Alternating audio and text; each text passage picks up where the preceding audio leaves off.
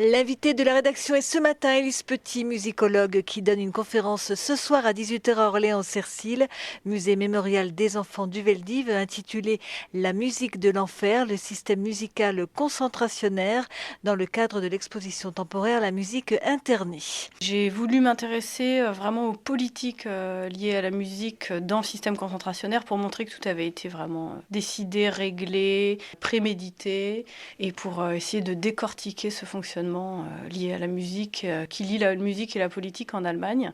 Et j'ai élargi sur l'après-guerre et la guerre froide, les politiques de la musique dans l'Allemagne occupée. Alors si on entre un peu dans le détail, vous dites finalement la musique ça a été vraiment un outil de propagande du régime nazi. Un outil de propagande, un outil de destruction, un outil d'embrigadement, de rééducation dans les premiers camps. Voilà, un outil avant tout, en tout cas, négatif et destructeur. Alors comment? Parce que c'est vrai qu'on a du mal à comprendre. Au départ, la musique c'est plutôt un loisir, quelque chose d'agréable. Comment on fait pour le renverser et en faire un objet de torture? En fait, c'est très facile. Il suffit de demander, par exemple, à des gens qui sont épuisés de chanter très très fort, de chanter à tue-tête, quelles que soient les activités qu'ils pratiquent. Ça contribue à leur affaiblissement. Un autre moyen très facile, c'est aussi de diffuser de la musique par les haut-parleurs. Donc personne ne peut se soustraire à cette musique-là. Jour et nuit? Jour et nuit, enfin à toute heure en tout cas. Leur demander de chanter pendant qu'ils sont battus. Ça, c'est vraiment quelque chose qui se faisait très souvent. Et puis aussi demander à des musiciens de jouer pendant des pendaisons, des exécutions, ce qui fait que les musiciens culpabilisaient de se rendre responsables aussi de cette souffrance supplémentaire, d'autant plus qu'ils recevaient des cigarettes ou des rétributions en nature. Donc il y a vraiment un processus de culpabilisation qui s'est mis en œuvre pour les musiciens. Alors vous expliquez que la musique dans les camps dépendait aussi beaucoup de la personnalité du commandant du camp, s'il aimait ou pas la musique en fait. Oui, exactement. À Buchenwald, il y a eu un commandant, à un moment Rödel, qui était vraiment très fantasque, qui avait un côté fou, excentrique. Donc il y avait du cabaret, il y avait toutes sortes de musique. Et il suffisait que le commandant n'aime pas la musique ou tout simplement soit quelqu'un de très rigoriste. Il y avait beaucoup moins de musique. Donc ça dépendait aussi des moments. Sur la fin de la guerre, par exemple à Auschwitz, on a demandé d'encourager ou de réautoriser certaines activités pour contribuer à l'effort de guerre et pour relancer quelque peu la productivité des prisonniers. Donc ça, c'est quelque chose qui a pu se faire aussi. Ça dépendait vraiment de l'année, de la saison, de plein de choses en fait. Alors est-ce qu'un musicien qui arrivait en camp de concentration, c'était un atout ou pas pour lui? Finalement, oui. A priori, il pensait que non, puisqu'il pensait qu'il ne serait pas utile en tant qu'intellectuel. Finalement, oui. Beaucoup de survivants sont des musiciens, notamment dans les survivants d'Auschwitz, il y a quand même beaucoup qui étaient musiciens dans l'orchestre. Donc au final, ça s'est révélé un atout. Par contre, ce qui s'est passé, c'est que nombre de musiciens ont très mal vécu après la guerre ce rôle qu'ils avaient joué. Donc il y a eu des suicides et il y a eu aussi des cas de musiciens qui n'ont plus jamais voulu toucher à leur instrument. Oui, ce qu'on peut comprendre. Mais quand on était musicien dans l'orchestre d'un camp, ça veut dire qu'on avait des privilèges par rapport aux autres prisonniers? Ça dépendait des camps, ça dépendait des années, ça dépendait du chef d'orchestre, ce qu'il avait réussi à négocier avec le commandement. À Auschwitz, Alma Rosé avait négocié justement que ces musiciennes soient dispensées de travail, puisqu'en fait elles répétaient toute la journée, donc elles travaillaient quand même. Ça, c'était un vrai privilège, le fait de ne pas avoir à travailler.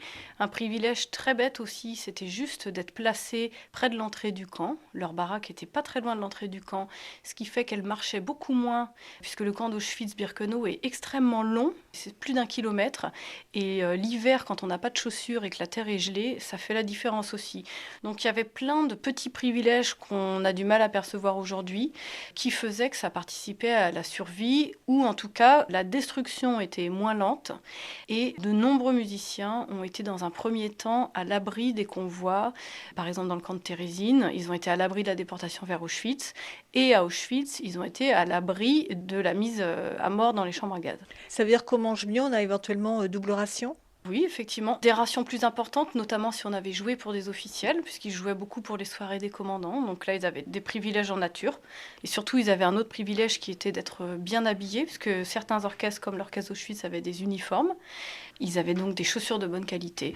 Donc beaucoup de petits détails qui font la différence. Alors j'imagine qu'il y avait un répertoire officiel. C'était quel type de musique dans les concerts? C'est vrai qu'on a tendance à penser que ça peut être du Wagner ou des choses comme ça, ou c'était plus varié? Alors, pas de Wagner, puisque un juif qui aurait joué Wagner aurait empoisonné le répertoire, selon la vision nazie. Il y a des cas de juifs ayant été entendus à jouer du Mozart qui ont eu des coups de bâton.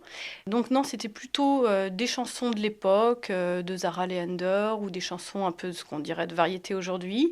Quand même, il y avait du répertoire, le Beau Danube bleu, des choses un peu du répertoire classique malgré tout, du Schumann, la rêverie de Schumann. Et ça dépendait beaucoup du commandant, donc c'était un peu à la demande, c'était aussi en fonction des capacités du chef d'orchestre qui faisait les arrangements, ce qu'il avait à proposer. Mais il y avait quand même de la musique classique et de la musique à la mode de l'époque. Pas de musique yiddish. On a des cas d'orchestre ayant joué de la musique yiddish, mais c'était plutôt pour des cérémonies un peu spontanées, c'est pas pour des officiels.